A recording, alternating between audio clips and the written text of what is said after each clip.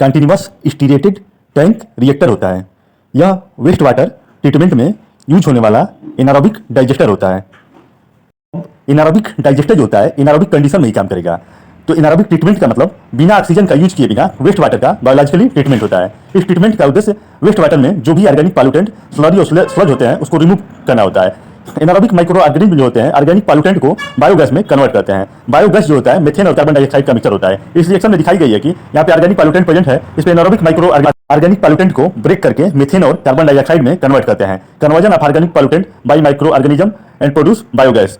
सीएसटीआर digester ऐसा digester होता है जहां पर इन्फ्लुएंट और बायोमास की सेंट्रल और लेटरल एजिटेटर की हेल्प से कंटिन्यूअस मिक्सिंग होती है। यह सीएसटीआर का डायग्राम है। यहाँ पे एक पिक्चर दिखाई गई है जिसके लेफ्ट साइड में बफर टैंक है, बीच में सीएसटीआर डाइजेस्टर है और राइट में स्टोरेज ट्रीटमेंट टैंक है। तो सबसे पहले हम सीएसटीआर में फीड करने से पहले हम इन्फ्लुएंट को बफर टैंक में पीएच और टेम्परेचर को मेंटेन करेंगे। उसके बाद हम एनारोबिक डाइजेस्टर सीएसटीआर में इन्फ्लुएंट को फीड करते हैं। तो यहाँ पे हम रा इन्फ्लुएंट को बफर टैंक में कलेक्ट करेंगे और वहाँ पे टेम्परेचर को हम 36 से 40। Welcome to my YouTube channel science tech. आज की इस वीडियो में हम सीएसटीआर एनारोबिक डाइजेस्टर के बारे में बात करेंगे। यह वेस्ट वाटर ट्रीटमेंट का एक रिएक्टर है। तो आइए देखते हैं क्या होता है सीएसटीआर रिएक्टर। सीएसटीआर का पूरा नाम कंटिन्यूअस स्टीरेटेड टैंक रिएक्टर होता है। यह वेस्ट वाटर ट्रीटमेंट में यूज होने वाला एनारोबिक डाइजेस्टर होता है।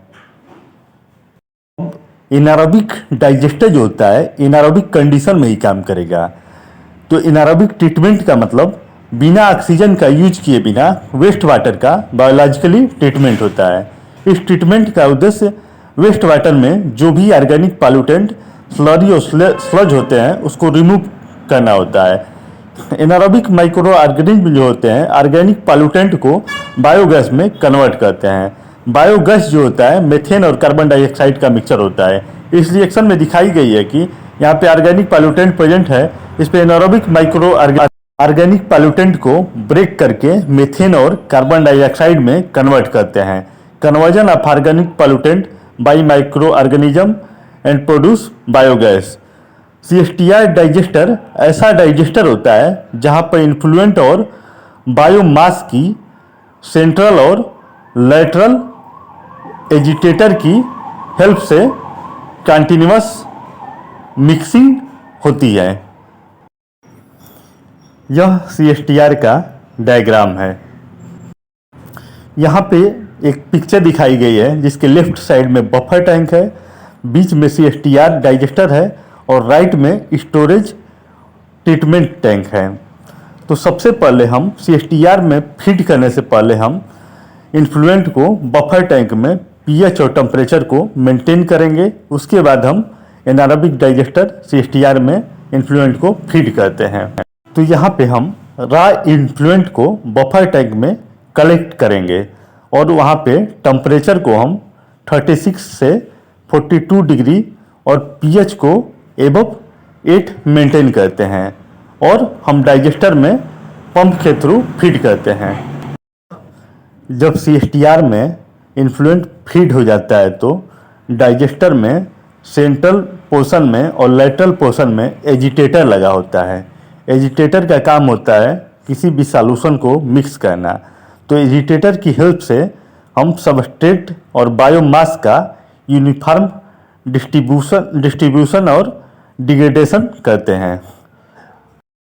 जैसे जैसे रा इन्फ्लुएंट जो है एजिटेटर की हेल्प से मिक्स होता जाएगा सीएसटीआर में, तो इन्फ्लुएंट आफ्टर मिक्सिंग बॉटम की तरह ट्रेवल करते हुए एजिटेटर की हेल्प से एक्टिव एनारोबिक कल्चर के कंटेक्ट में, active anaerobic culture means anaerobic bacteria के कंटेक्ट में आता है। तो इन्फ्लुएंट में जो भी ऑर्गेनिक मैटर प्रेजेंट होता है उसको एनारोबिक बैक्टीरिया जो होते हैं वोलेटाइल फैटी एसिड में सबसे पहले ब्रेक करते हैं।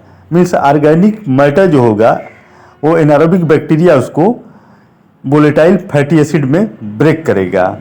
इस रिएक्शन को एसिडोजेनेसिस रिएक्शन बोलते हैं।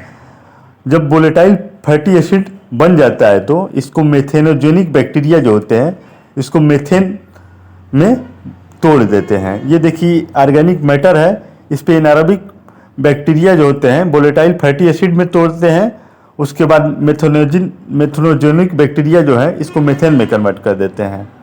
रिएक्शन के कंप्लीट होने के बाद जो ट्रीटेड इफ्लुएंट वाटर जो होता है ओवरफ्लो पाइप के थ्रू एरोबिक ट्रीटमेंट के लिए चला जाता है। एरोबिक ट्रीटमेंट का मतलब एरिएशन टैंक में चला जाएगा वाटर, वहाँ पे ट्रीटमेंट होगा। और CSTR में जो बायोगैस बना होता है गैस होल्डर में कलेक्ट हो जाती है, जिसे बॉयलर में बर्निंग के लिए भेज दिया जाता है। ये देखिए यहाँ पे बायोगैस जो है ये कलेक्ट होती है गैस होल्डर में और बर्निंग के लिए भेज दी जाती है बॉयलर में। इसके अलावा यह जो है CSTR का डायग्राम है, इसमें सेंट्रल पोर्शन में एजिटेटर लगा हुआ है, बीच में ऑर्गेनिक कंपाउंड है और ऊपर जो है मेथेन जो है बायोगैस निकल रही है। इसके अलावा CSTR डाइजेस्टर में स्लज और रा इन्फ्लुएंट को मिक्स करने के लिए एक अलग से रिसर्कुलेशन पंप लगाया गया होता है। रिसर्कुलेशन पंप का काम होता है वाटर को टॉप टू बॉटम ये मिक्स करता है। एनारोबिक ट्रीटमेंट जो होता है एरोबिक ट्रीटमेंट की अपेक्षा ये जो होता है कम कॉस्टली होता है और लेस स्लज को प्रोड्यूस करता है। तो एनारोबिक ट्रीटमेंट जो होगा बेटर होगा एरोबिक ट्रीटमेंट की अपेक्षा। अगर आपको हमारा कंटेंट पसंद आता है तो प्लीज़ वीडियो को लाइक करें, कमेंट करें और शेयर करें। साथ ही साथ इस टाइप की और वीडियो को देखने के लिए चैनल को सब्सक्राइब करें और बेल आइकन को प्रेस करें। Thank you.